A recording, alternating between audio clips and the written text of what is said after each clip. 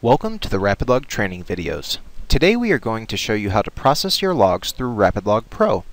We are not going to cover how to scan or import images for processing, as a technician should have already set this up for you. If you need additional help getting the images into your system, please request a call from our website at rapidlog.com. After you have scanned your images into the RapidLog Pro system, you will notice that there is a batch sitting in the auto read step. Click on the Process button to start working through that batch.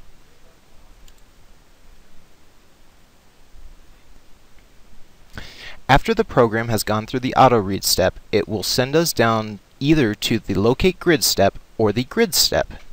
If we get stopped at the Locate Grid step, this simply means that the program had issues locating the grid on one or more images. To start the Locate Grid step, we will want to press our Process button again. From here, we will notice that there is a magnification box on our screen. We will want to position the first magnification box over the upper left-hand corner of the grid and click on that corner through the magnification box. A second magnification box will pop up after that, and we will want to position that over the upper right-hand corner of the grid and click on it through the magnification box. Finally, a third magnification box will pop up, and we will want to position that over the lower left-hand corner and click on that through the magnification box. From there, we are all done setting the corners for that particular grid. Note that if you accidentally click on the wrong area at any point in time, we can click on the Locate Grid Corners button again and redo the process.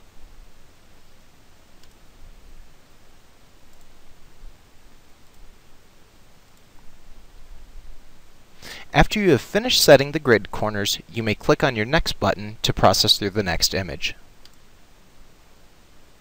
After you have finished setting all grid corners, the program will then bring us down to the Grid step. To process through the Grid step, click on your Process button. The Grid step allows you to review and edit the grid information at this point in time. The green line running across your grid indicates where the program thinks the driver noted his duty status. The green line should follow where the driver marks. If the green line does not follow where the driver wrote, we will want to edit that information at this point in time. To edit a single 15-minute period, you can just click on where the green line should be.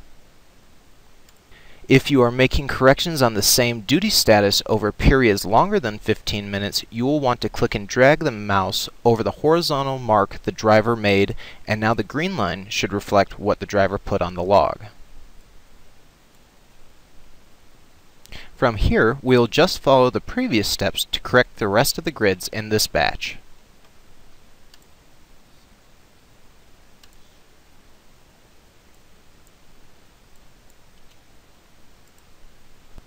After you have finished the Grid step, the program will take you down to the ID step. To process through the ID step, click on the Process button. In the ID step, you will always be prompted to confirm the first driver ID it reads. If the program continues to read that particular driver ID, the program will not prompt you for confirmation. Only if the program reads a different ID will it then ask to confirm the ID.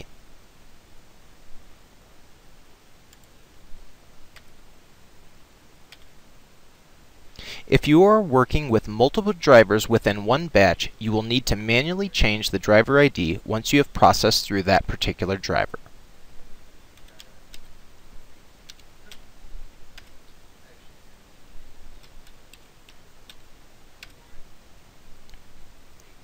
After you have finished with the ID step, the program will then bring us down to the Date step. To process through the Date step, click on the Process button. If we are working in a single month, it may be beneficial to set the max date. To set the max date, check the Max Date box and select the last day in that particular month.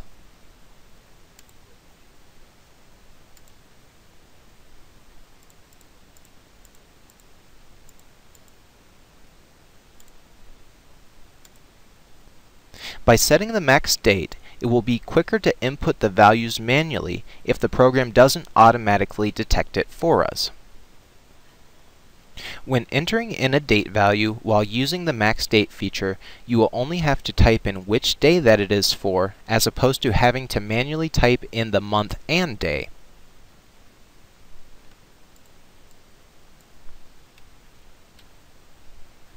If the program reads a date adjacent to the log we were just working on, the program will automatically accept those logs for us. If a log is in a different month than what we have the max date set to, we can simply key in the month and day to enter in that particular log. After you have finished with the date step, the program will take you down to the miles step. To process through the miles step, click on your process button.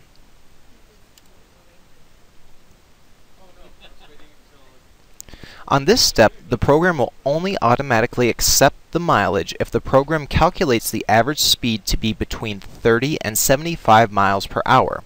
Otherwise, if the program calculates the average speed to be greater than 75 or less than 30 miles per hour, the program will prompt you to either change the mileage that it had read or to confirm what is on your screen.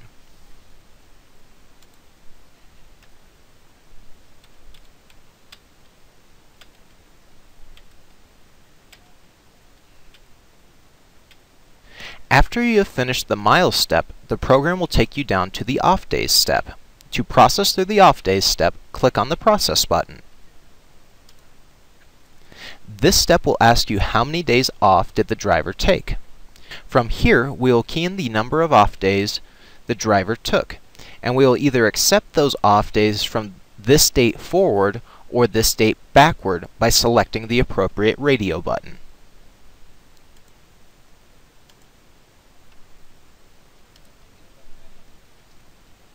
For a single off-duty day, we can either key in the number 0 or 1 to indicate a single off-duty day. After you have finished the off days step, the program will take you down to the Find Drivers step. To process through the Find Drivers step, click on the Process button.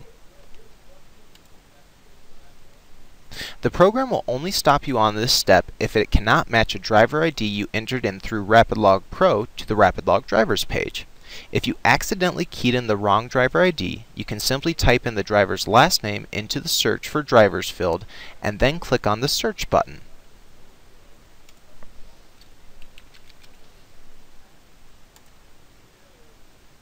If the driver is already in the system, simply click on the driver and then click on the Use This ID button.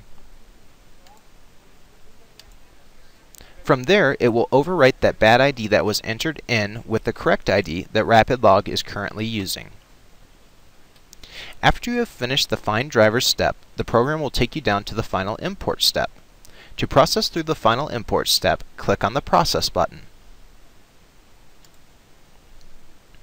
The only time the final import step will prompt you for input is if there is a conflict while importing. To resolve the conflict, click on the correct log and then tell the system what to do with the other log. The two options would be to move that log to a different date or to delete it out of the system.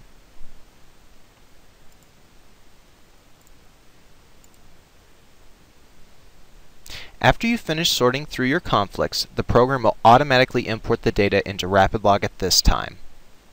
This will conclude our RapidLog training session. Thank you and have a great day.